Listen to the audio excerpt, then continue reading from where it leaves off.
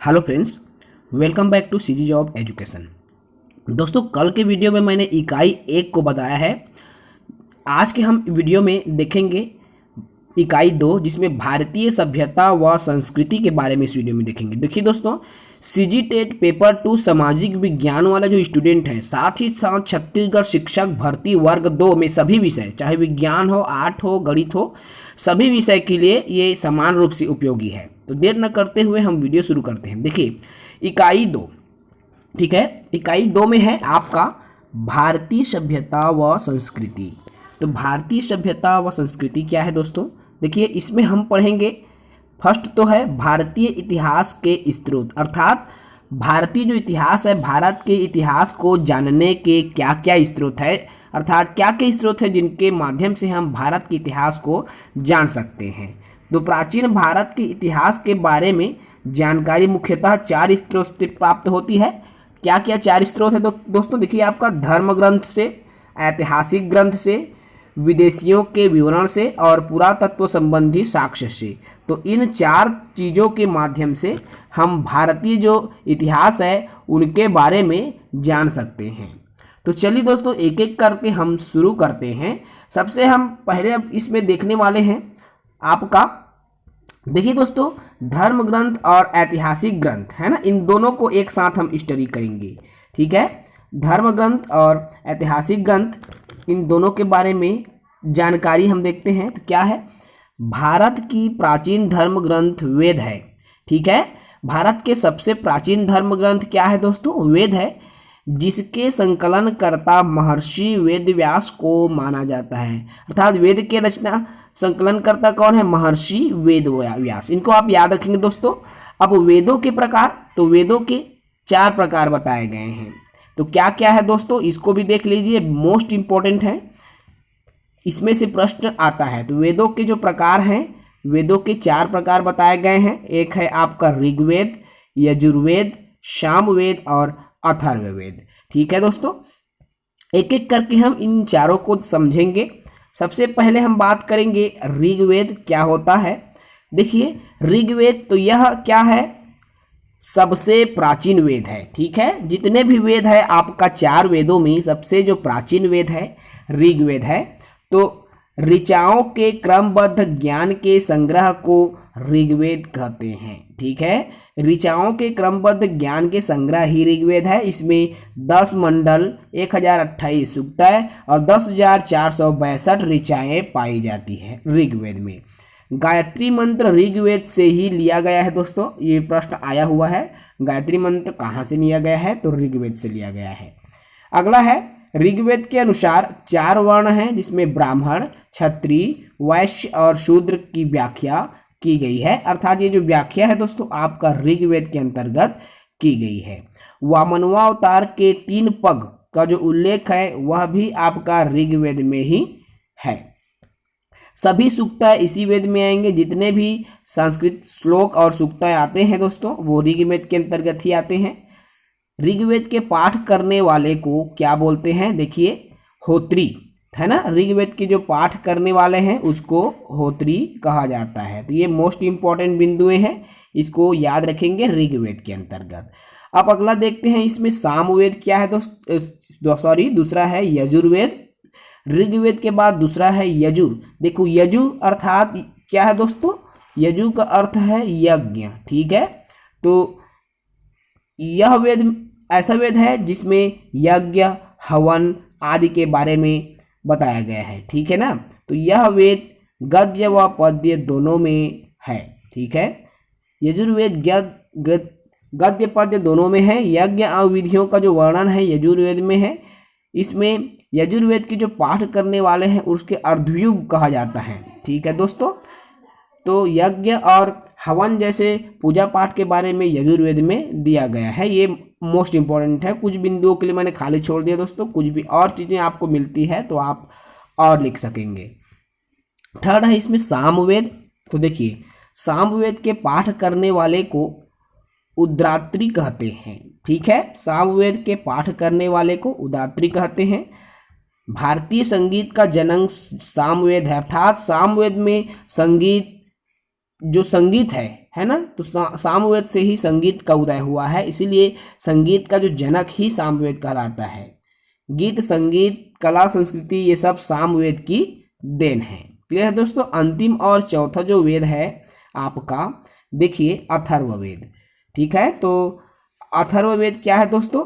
तंत्र, मंत्र, जादू टोना, साप, वशीकरण का जो वर्णन है अथर्ववेद में मिलता है। ठीक है, तंत्र, मंत्र, जादू टोना, साप, वशीकरण का वर्णन आपको अथर्ववेद में मिलेगा। औषधि का वर्णन करने वाला वेद अथर्ववेद है। इसमें जादू टोना, औषधि का वर्णन भी इसी वेद में ही आपको मिलेगा। विश्वास, अंधविश्वास आदि का वर्णन भी अथर्ववेद में है। इसे सबसे बाद का वेद या नवीनतम वेद भी कहते हैं, क्योंकि चारों वेदों में सबसे लास्ट में है, अर्थात हमसे ये नज़दीक है ना, इसलिए क्या है ये अथर्ववेद सबसे नवीन वेद की श्रेणी में आता है। अथर्ववेदों की जो कुल संख्या है दोस्तों 18 है, याद रखेंगे। अर्धांगिनी शब्द अथर्ववेद से लिया गया है। ठीक है दोस्तों, मोस्ट इंपॉर्टेंट चीज़ें ही मैं डिस्कस करा रहा हूँ इस वीडियो के माध्यम से। इसमें कुछ और महत्वपूर्ण जो फैक्ट है उनको आप याद रखेंगे दोस्तों। देखिए, सत्यमेव जयते कहाँ से ली गई है? तो मुंडकोपनिषद से ली गई है। ऋग्वेद नवा मंडल सोम को समर्पित है। ठीक है, ऋग्वेद का जो नवा मंडल है किसको समर्पित है दोस्तों? तो सोम को समर्पित है। सबसे प्राचीन पुरातन मत्स्य पुराण जो पूर्णतः प्रमाणिक है, सबसे प्राचीन पुराण अगर पूछा गया तो वह है मत्स्य पुराण दोस्तों, जो कि एकदम पूर्णतः प्रमाणिक पुराण है। ऋग्वेद का जो अंग्रेजी अनुवाद करने वाले सबसे पहले विलियम जोन्स थे। ठीक है ना, विलियम जोन्स थे जिन्होंने ऋग्वेद का अंग्रेजी में अनुवाद किया है। वैदिक काल में इंद्र का स्थान प्रजापति ने ले लिया। ठीक है ना दोस्तों, तो इंद्र का स्थान वैदिक काल में प्रजापति ने ले लिया था। देखिए, वेद और उनसे जुड़े जो ब्राह्मण ग्रंथ है, तो ऋग्वेद की क्या है? इससे जुड़े ब्राह्मण ग्रंथ ऐतरेय, यजुर्वेद है शतपथ और तैतरेय, ये पूछा गया प्रश्न है दोस्तों। तीसरा है सामवेद, तो पंचविश, षड्विश और जैमिनी। अथर्ववेद है गोपच। ठीक है, ये चीज़ें मोस्ट इम्पॉर्टेंट है, तो इसको आप याद रखेंगे क्योंकि एग्जाम में ऐसी चीज़ें पूछी जाती है। अगला दोस्तों देखिए, इसमें थर्ड में है आपका विदेशियों का विवरण। तो विदेशियों का विवरण आप देख लीजिए। टेसियस कौन था? तो यह इराक का राज्यवैद था। इतिहास के पिता हेरोडोटस को कहा जाता है। मेगस्थनीज कौन था दोस्तों? तो सेल्यूकस निकेटर का राजदूत था। इन्हीं की जो बेटी है हेलेना, जिसका विवाह आपका दोस्तों चंद्रगुप्त मौर्य से करवाया गया था। ठीक है, तो मेगस्थनीज सेल्यूकस निकेटर का राजदूत था, जो कि चंद्रगुप्त मौर्य के दरबार में आया था। अब इसने इंडिका नामक पुस्तक की रचना की थी। ठीक, किसने की थी? मेगस्थनीज ने। हेनसांग कौन था दोस्तों? हर्षवर्धन के शासनकाल में भारत आया था। यह 1 वर्ष की यात्रा करने के लिए चीन से भारत में कपिसा नामक स्थान पर आया। ठीक है, अब कपिसा नामक स्थान पर आया था हेनसांग। ये यहाँ नालंदा विश्वविद्यालय में अध्ययन करने व प्राचीन ग्रंथों को एकत्र कर ले जाने के लिए आया था। अलबरूनी कौन है? देखिए दोस्तों, तो यह एक महमूद गजनवी के साथ भारत आया था तथा किताब उल हिंद भारत की खोज लिखा। ठीक है ना, रचनाकार है अलबरूनी, भारत की खोज किताब उल हिंद की।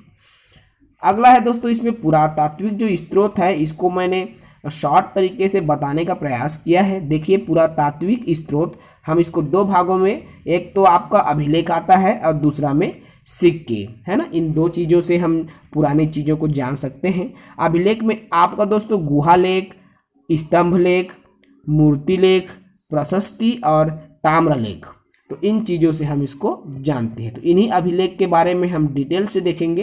तो देखिए दोस्तों, अभिलेख में क्या है? अभिलेखों के अध्ययन की जो शाखा है एपिग्राफी है। सबसे प्राचीन अभिलेख बोगज कोई, जो मध्य एशिया में स्थित है। अभिलेख को प्रमाणित व विश्वसनीय माना गया है। भारत में सर्वाधिक अभिलेख मैसूर कर्नाटक में है। ठीक है, भारत का सर्वाधिक प्राचीन अभिलेख अशोक के अभिलेख है, जो ब्राह्मी, खरोष्टी, अरमाइक, यूनानी लिपि में लिखे गए हैं, किंतु अधिकतर भाषा में पाली, प्राकृत और ब्राह्मी है। ठीक है ना, अधिकतम जो भाषा है। अशोक के शिलालेख को पढ़ा गया किसके द्वारा? तो जेम्स प्रिंसेप के द्वारा पढ़ा गया था। अभिलेख में अशोक का नाम देवान प्रियदर्शी पढ़ा है। अशोक का नाम क्या है दोस्तों? अभिलेख में देवान प्रियदर्शी।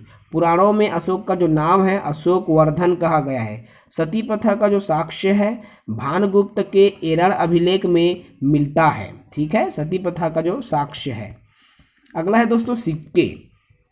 तो सिक्के क्या है? देखिए, सिक्कों के अध्ययन की जो शाखा है न्यूमिस्मेटिक्स कहलाता है, मुद्रा शास्त्र कहलाता है।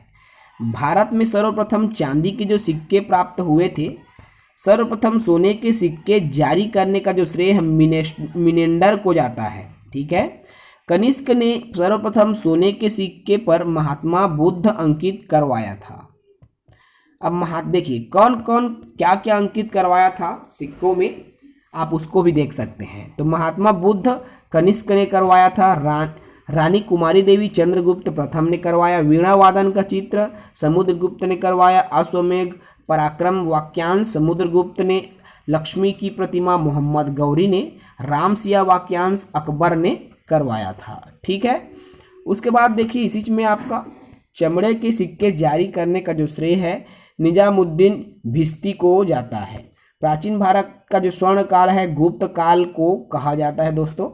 शीशे के सिक्के जारी करने का जो श्रेय है सतवाहन को जाता है। रुपया चलाने का श्रेय शेरशाह सूरी है। याद रखेंगे, बहुत ही इंपॉर्टेंट चीज़ों का मैं डिस्कशन इस वीडियो में कर रहा हूँ। अब हम देखेंगे दोस्तों दूसरे पॉइंट में, देखिए सिंधु घाटी सभ्यता जो कि 2300 से लेकर 1750 ईसा पूर्व में माना गया है। ये जो डेट है दोस्तों कार्बन 14 के अनुसार माना गया है। ठीक है, तो सिंधु घाटी सभ्यता का हम अध्ययन करें तो देखिए सिंधु घाटी सभ्यता की जो खोज है राय बहादुर दयाराम साहनी ने 1921 में की है। स्वतंत्रता प्राप्ति के पश्चात हड़प्पा संस्कृति के सर्वाधिक स्थल गुजरात में खोजे गए हैं। ठीक है, जूते हुए खेत और ईंटों के प्रयोग का जो साक्ष्य है कालीबंगन से प्राप्त हुआ है। सिंधु सभ्यता की सबसे बड़ी जो इमारत है मोहनजोदड़ो से प्राप्त अन्नागार है। अगला है दोस्तों अग्निकुंड। अग्निकुंड लोथल व कालीबंगन से प्राप्त हुए हैं। सिंधु सभ्यता की जो लिपि है भाव चित्रात्मक है। सिंधु सभ्यता की मुख्य फसल गेहूं और जौ है। सिंधुवासी मिठास के लिए शहद का प्रयोग करते हैं। ठीक है, सिंधुवासी मिठास के लिए शहद का प्रयोग करते हैं। चावल के प्रथम साक्ष्य लोथल से मिला है। सिंधु सभ्यता के तौल की जो इकाई है 16 के अनुपात में थी। सिंधु सभ्यता के लोग बैलगाड़ी भैंस गाड़ी का उपयोग करते थे। अगला है दोस्तों आपको इसमें देखिए प्रमुख जो स्थल है, ठीक है ना, तो प्रमुख स्थल नदी और उसके उत्खननकर्ता और वर्ष, इसको देखिए हड़प्पा क्या है रावी नदी के किनारे है। दयाराम साहनी ने 1921 में की। मोहनजोदड़ो जो सिंधु नदी के किनारे है राखालदास बनर्जी ने 1922 में किया। लोथल भोगवा के समीप है, रंगनाथ राव हैं इसके जो खोज करता है 1955 में किया। कालीबंगन है घग्घर नदी के किनारे हैं। अब इसको देखिए सिंधु सभ्यता के लोग धरती को उर्वरता की देवी कहते थे और देवी मान करके उनकी क्या करते थे दोस्तों पूजा करते थे। वृक्ष पूजा व शिव पूजा का जो प्रथम साक्ष्य है सिंधु सभ्यता में ही मिलता है। स्वास्तिक चिन्ह हड़प्पा सभ्यता की देन है। सिंधु सभ्यता में पशु कुबर वाला सांड पूजनीय था। संधव समाज मातृसत्तात्मक था। सिंधु सभ्यता की जो प्रथा है पर्दा प्रथा थी। वेश्यावृत्ति भी पाया जाता था। आग में पकी हुई मिट्टी को टेराकोटा कहते हैं। सिंधु सभ्यता का जो दूसरा नाम है दोस्तों हड़प्पा है।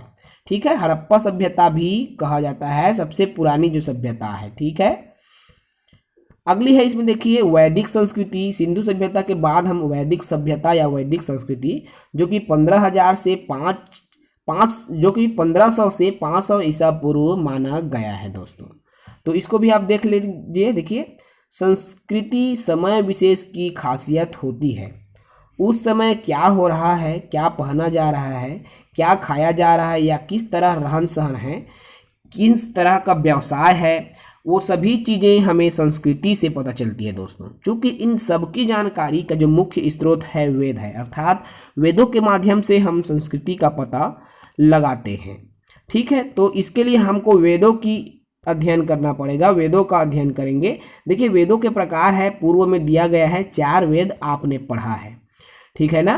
तो आर्यों की जो भाषा है संस्कृत थी, 4 वेद हमने पूर्व में पढ़ लिया है, अब आर्यों की भाषा संस्कृत है, आप पूर्व में वेदों को देख सकते हैं। ठीक है, तो 4 आर्यों की भाषा संस्कृत थी। तो 4 प्रकार से मनुष्य को बांटा गया है, ब्राह्मण, क्षत्रिय, वैश्य, शूद्र। ब्राह्मण क्या है, मुख से निकला है, क्षत्रिय भुजाओं से, वैश्य जांघों से, और शूद्र जो है पैरों से उत्पन्न हुआ है। जीवन भर अविवाहित रहने वाली महिलाओं को अमाजु कहा जाता था। ऋग्वेद में सरस्वती नदी को सबसे पवित्र नदी मानी गई है। नदियां और उनके जो नामकरण है उसको भी आप देख लीजिए, ये भी एग्जाम में पूछे गए हैं। तो नदियां और उनके जो नामकरण है, प्राचीन नाम, नवीन नाम, ठीक है। वितस्ता, देखिए इसका नाम है झेलम नदी। परुष्णी जिन्हें हम रावी नदी कहते हैं, सतुद्री, सतलज नदी, विपाशा, ब्यास नदी। महत्वपूर्ण बिंदु, हम महत्वपूर्ण जो चीज़ें हैं उसी को लेकर चल रहे हैं दोस्तों। युद्ध और वर्षा के देवता इंद्र है, ठीक है। इंद्र को युद्ध और वर्षा दोनों के देवता कहा गया है। महाकाव्य 2 हैं, महाभारत और रामायण। महाभारत का जो पुराना नाम है जय संहिता है, याद रखेंगे दोस्तों। विश्व का सबसे बड़ा महाकाव्य है महाभारत। आर्यों का जो प्रिय पशु घोड़ा था। क्लियर है, तो ये चीज़ें आप याद रखें, मोस्ट इम्पॉर्टेंट चीज़ें हैं जिस पर हम डिस्कशन कर रहे थे। तो इकाई 2 ये पूरी चीज़ें हमने इस वीडियो में कवर कर दिया है दोस्तों। चूँकि मैं इस वीडियो के माध्यम से एकदम इम्पॉर्टेंट चीज़ों को ही डिस्कशन कराया है, जो चीज़ें छूट गए हैं दोस्तों आप उसको और अन्य जो बुक से देख सकते हैं, लेकिन ये चीज़ें जो मैं बताया हूँ मोस्ट इम्पॉर्टेंट है, ठीक है दोस्तों। ये जो मोस्ट इम्पॉर्टेंट है, तो मोस्ट इम्पॉर्टेंट वीडियो को ही हम लेकर चले हैं और उसी का अध्ययन हम इस वीडियो में किए हैं। आपको वीडियो कैसा लगा ज़रूर बताएं दोस्तों। प्लीज़ हमारे वीडियोस को अपने दोस्तों तक शेयर करें ताकि वो भी शिक्षक भर्ती और सीजी टेट की परीक्षा में बेहतर अंक अर्जित कर सके। धन्यवाद।